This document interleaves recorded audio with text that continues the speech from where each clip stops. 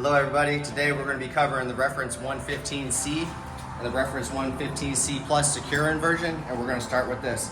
So in this kit comes 2 wrist restraints and 2 ankle restraints, and the securement straps are already attached here, and I'll show you how that works. So the first step would be to remove the stretcher mattress.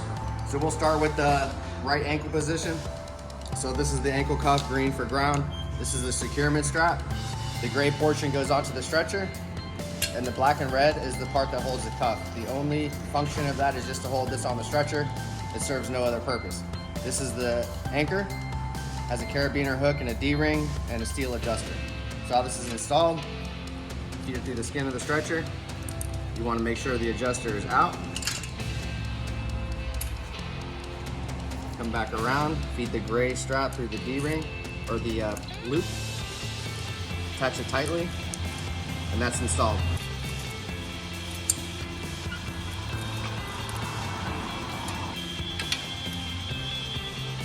Again, you want to have the adjuster facing yourself so you have easy access to this red adjustment tab. Push it down nice and tight, roll it over. Last but not least, the right wrist position. Feed through the hole in the skin of the stretcher.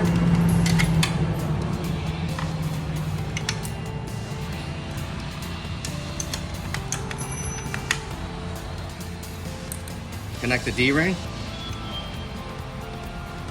Again, have that adjuster facing out.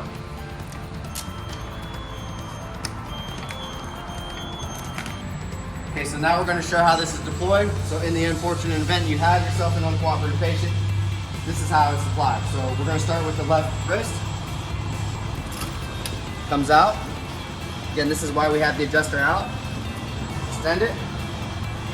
Pop the cuff. Black Velcro.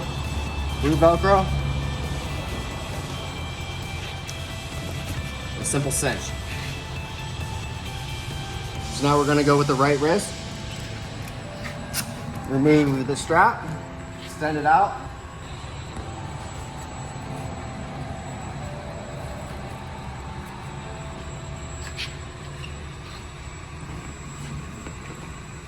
Cinch it up. So the reason we go through the hole in the stretcher is to prevent any additional unnecessary motion of that extremity. Again, move the cuff. So the ankle is a little bit larger to accommodate the larger diameter of the extremity. Cinch it up.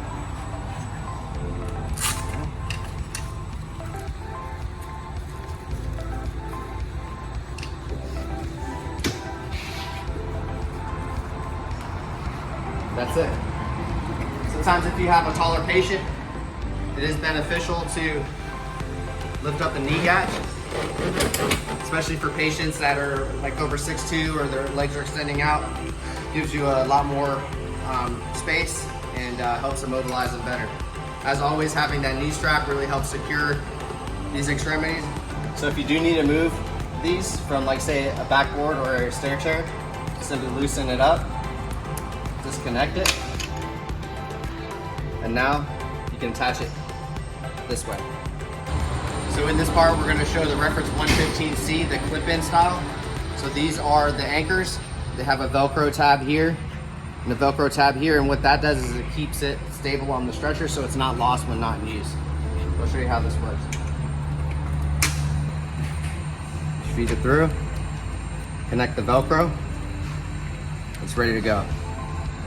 This is only for identification purposes and to grip it when you attach the D-ring, but other than that, there's no other purpose other than to rapidly identify the anchor at night or in a rush. So this is the optional right ankle position, left ankle position. On the foot lift section, you also have an option to put it on the lift bars. This is the right wrist position, with the arm up. You can also go to the side and have both arms down, but it all just depends on your department's preference, or if you have a center mounted or side mounted cot.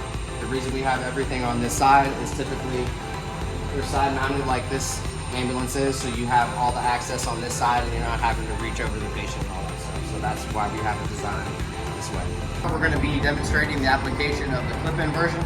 It's recommended that you store these in the XD and pack bag storage system or a backrest storage pouch.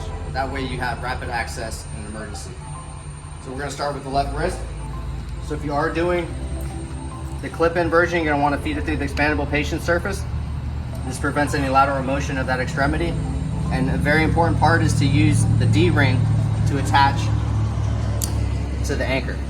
This way it prevents any accidental tie-off to the legs of the stretcher, which could be catastrophic for a patient and a department. So once that's done, cinch it up. That's the left wrist. Go through the skin of the stretcher. Again, D-ring to the carabiner.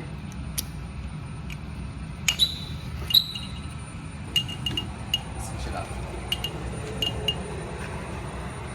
So now we can move down to the ankle position. We're still going to crisscross them. This time we'll go to the lift bar.